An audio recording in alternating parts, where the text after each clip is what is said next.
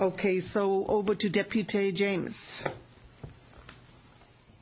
Madam Chair. I'm practicing my French today. Thank you, Madam Chair, and thank you also to our guest, One Salim word at a Mansur. I'm going to tie this, we've kind of gotten off track a little bit during this session, and I wanted to speak specifically to what Canada is doing, what we can do better to screen people coming into Canada. And I'm just going to give you an example of one particular case where I think that our current asylum system has failed Canadians.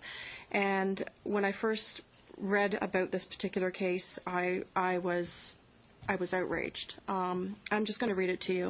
It has to do with a gentleman named Mahmoud Mohammed Isaiah Mohammed, who carried out terrorist acts with the Popular Front for the Liberation of Palestine.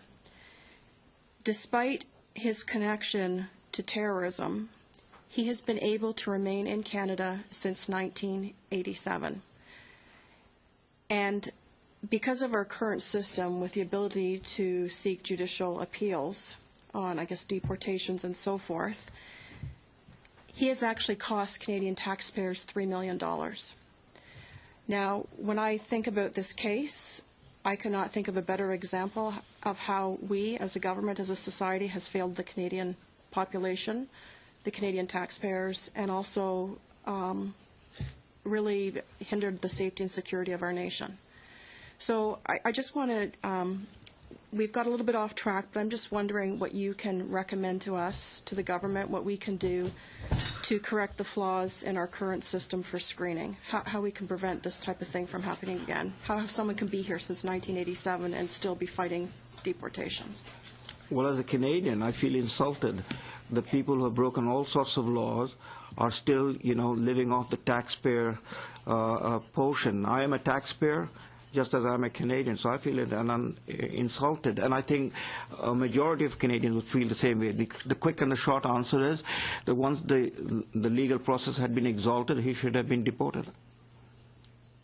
Thank you. So when it comes to screening, I know that you've probably heard that we're implementing biometrics and things. Would you agree that biometrics would certainly help in a case like this if there was a known record on this gentleman? Certainly, once he leaves Canada, he wouldn't be allowed to come back in with biometrics. I would hope so, but I mean, the place of origin of this gentleman, they wouldn't have the technology to put it on the biometrics, and I think that is precisely the problem of what we're dealing with. The numbers, the source origin that have changed in terms of what was one time the pattern of immigration from Europe to now the pattern of immigration predominantly from the third world countries. Thank you. With regards, because there's various different immigration streams for people who come into Canada, do you think one immigration stream over another poses more of a security threat? Do you see the ability for someone to come into Canada across the border through one immigration stream over another that would be leading to, a problem with security on a national level? I do not fully understand what you mean by stream, but I mean simply common sense tells us that there are sources of areas in the world, the source origin, which are greatly problematic and does concern us in terms of the threat that they bring to Canada. With regards to immigration stream, like I'm talking about coming here as an asylum claimant seeking refugee status versus someone who comes to Canada, gets permanent residency, and then applies for citizenship. I agree with that, yes. Okay. With regards to, and this is something that through the course of, I was just elected on May the 2nd of last year, so I've learned a whole lot of things about our immigration system that I didn't know actually occurred. I was a little bit taken back at times. And one of the things has to do with the entry and exit of people who come to Canada and our ability to track who's coming in the door and who's leaving the door. And and again, who's coming in the side door, who's coming in the back door when they should be coming in the front door. So I'm just wondering what your recommendations would be to improve our ability as a nation, as a government that's concerned about security, how we can better track people coming in and out of Canada. What amazes me that any regular bank would track me down any part of the world if I had defaulted on their payments. It's true. And here it is, we as a country cannot track down and keep a track on people who are willing to exploit our system. How much time do I have left? Seconds. I'm going to be very quick. Now, you've talked a lot about the Muslim population and so forth, but do you feel that it ties into the ability to integrate easily into Canadian society?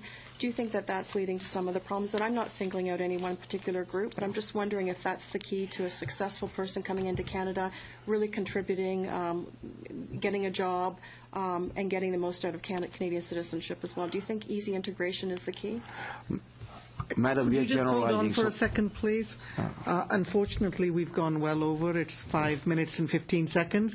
So if Mr.